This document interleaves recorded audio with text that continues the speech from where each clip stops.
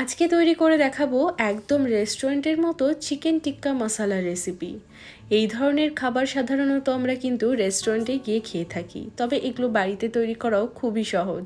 আর ঘরে থাকা সামান্য কিছু উপকরণ দিয়েই আজকে আমি এই রেসিপিটা তৈরি করে দেখাবো, যেটা খেতে কিন্তু ভীষণ ভালো হয়। নান বা পরোটার সাথে এটা খেতে কিন্তু দুর্দান্ত লাগে। এইভাবে তোমরাও চিকেন টিক্কা মশালা রেসিপিটা তৈরি করে দেখবে, এর স্বাদ একদম মুখে লেগে থাকবে। আশা করব আজকের এই রেসিপিটা তোমাদেরও খুব ভালো লাগবে। তাহলে চলো আর কথা না বাড়িয়ে রেসিপিটা ঝটপট করে দেখে নেওয়া যাক। নমস্কার, আমি সুস্মিতা। আমার রান্নাঘরে সবাইকে স্বাগত জানিয়ে শুরু করছি আজকের রেসিপি। তো চিকেন টিক্কা মশালা রেসিপিটা বানানোর জন্য এখানে আমি নিয়ে নিয়েছি 700 গ্রাম মতো চিকেন। আর চিকেনটাকে কিন্তু একটু বড় বড় টুকরো করে কাটা আছে, তবে এখানে আমি আজকে বোনলেস চিকেন দিয়ে তৈরি করছি। চাইলে তোমরা কিন্তু উইথ বোন চিকেন দিয়েও এটা তৈরি করতে পারো। চিকেনটাকে আমাদের সবার প্রথমে ম্যারিনেট করতে হবে। এর জন্য আমি চিকেনের মধ্যে দিয়ে দিচ্ছি হাফ কাপ পরিমাণে টক দই। এবার দিয়ে দেব 1 চামচ মতো লবণ, দিয়ে দিচ্ছি হাফ চামচ মতো হলুদ গুঁড়ো, দিয়ে দেব 1 চামচ ভর্তি করে কাশ্মীরি লঙ্কার গুঁড়ো, 1 চামচ দিয়ে দিচ্ছি জিরে গুঁড়ো, হাফ চামচ দিচ্ছি গোলমরিচের গুঁড়ো, আর হাফ চামচ দিয়ে দেব গরম মশলার গুঁড়ো, আর দিয়ে দিচ্ছি 2 টেবিল চামচ মতো আদা রসুন কাঁচা লঙ্কার পেস্ট, আর দিয়ে দেব একটা গোটা পাতিলেবুর রস। এবার সমস্ত কিছু খুব ভালো করে মাখিয়ে নিতে হবে। তো চিকেনটাকে এইভাবে মাখিয়ে নেওয়ার পর চিকেনটাকে কিন্তু অবশ্যই ম্যারিনেট করে মোটামুটি 2 ঘন্টা মতো রাখতে হবে। যদি সময় হাতে বেশি থাকে আরও 3-4 ঘন্টা মতো এটাকে ম্যারিনেট করে রাখতে পারো। আর যদি সময় কম থাকে মিনিমাম 1 ঘন্টা এটা ম্যারিনেট করে ফ্রিজে রাখতে হবে। তো এটাকে আমি ঢাকা দিয়ে এইভাবে ফ্রিজে রেখে দেবো 2 ঘন্টার জন্য। 2 ঘন্টা মতো চিকেনটা আমাদের ভালোভাবে ম্যারিনেট হয়ে গেছে। তো এখন রান্নাটা শুরু করব। এর জন্য একটা ফ্রাই প্যানে আমি দিয়ে দিচ্ছি প্রথমেই 1 টেবিল চামচ মতো সাদা তেল। তার সাথে দিয়ে দেব বাটার। এখানে ছোট ছোট 2টো কিউব আমি বাটার দিয়েছি।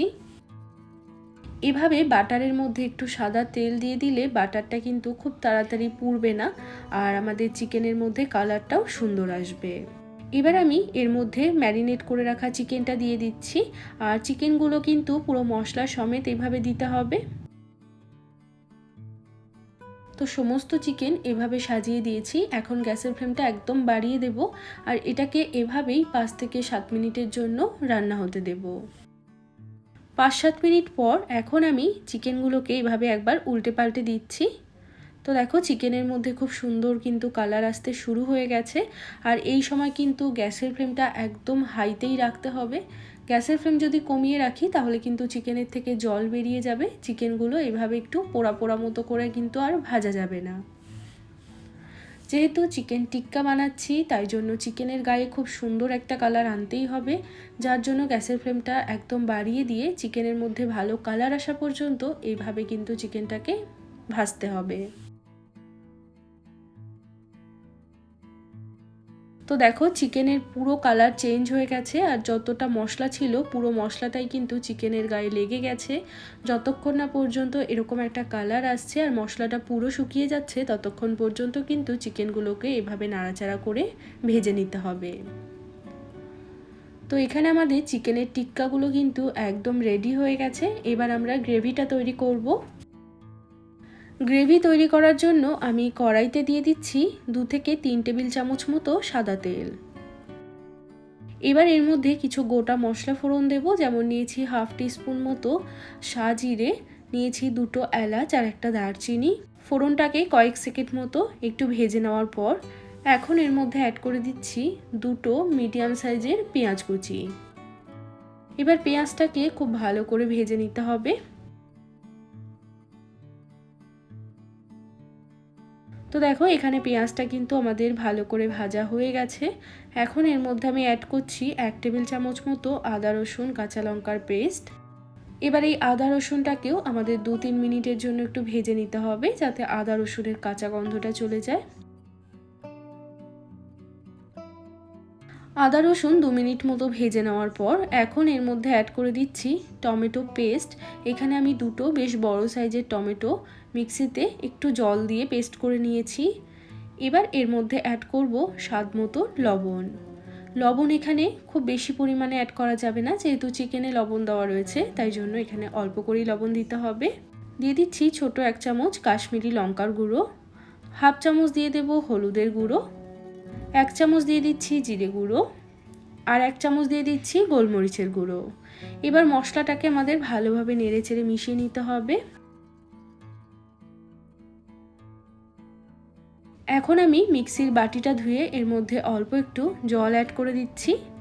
এবার মশলাটাকে ততক্ষণ পর্যন্ত কষাবো যতক্ষণ না মশলার থেকে পুরো তেলটা আলাদা হয়ে যাচ্ছে। তো এখানে আমি 7-8 মিনিট মতো সময় নিয়ে মশলাটাকে খুব ভালো করে কষিয়ে নিয়েছি। মশলা এখন দেখো অনেকটাই শুকিয়ে গেছে, আর মশলা থেকে তেলটাও কিন্তু পুরো ছেড়ে দিয়েছে। এবার এর মধ্যে অ্যাড করতে হবে জল।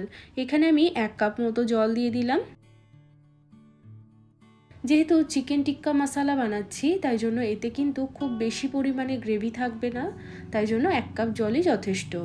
এবার সমস্ত কিছু ভালো করে নেড়ে চেড়ে গ্রেভিটাকে ফুটতে দিতে হবে। তো এখানে দেখো গ্রেভিটা একদম টকবক করে ফুটে গেছে। এবার এর মধ্যে আমাদের চিকেন টিক্কাগুলো অ্যাড করে দিতে হবে।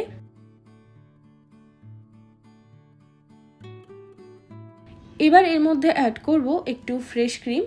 যদি বাড়িতে ফ্রেশ ক্রিম না থাকে সেক্ষেত্রে একটু কাজু বাদাম ভালো করে পেস্ট করে সেটাও কিন্তু এখানে দিতে পারো, তাতেও টেস্টটা খুব ভালো আসবে। তবে কাজু বাদাম বা ফ্রেশ ক্রিম যে কোনো একটা কিছু দিতেই হবে, তাহলে একদম রেস্টুরেন্টের মতো টেস্ট আসবে, যেটা খেতে কিন্তু খুব ভালো লাগবে। এখানে কিন্তু আমি 4 টেবিল চামচ মতো ফ্রেশ ক্রিম দিয়েছি, আর তার সাথে একটু কাসুরি মেথি দিতে হবে, আর কাসুরি মেথিটাকে এভাবে হাত দিয়ে একটু গুঁড়ো করে দিলাম। এবার ভালো করে সমস্ত কিছু মিশিয়ে নিতে হবে। ক্রিমটা যখন ভালোভাবে মিশে যাবে তখন গ্যাসের ফ্লেমটা একটু লোতে করে দিয়ে ঢাকনা লাগিয়ে 5-7 মিনিট মতো চিকেনটাকে রান্না করতে হবে। 5-7 মিনিট পর আমি ঢাকাটা সরিয়ে নিচ্ছি। তো দেখো পুরো তেলটা উপরে ভেসে উঠেছে। তো আমাদের চিকেন টিক্কা মশলা কিন্তু এখানে একদম রেডি। তো এবার ভালোভাবে একবার নাড়াচাড়া করে গ্যাসটাকে অফ করে দেব। তো দুর্দান্ত স্বাদের চিকেন টিক্কা মশলা আমাদের একদম তৈরি সার্ভ করার জন্য। আর এই চিকেন টিক্কা মশলার সাথে নান, তন্দুরি রুটি, লাচ্ছা পরোটা সব কিছু খেতেই কিন্তু দুর্দান্ত লাগবে।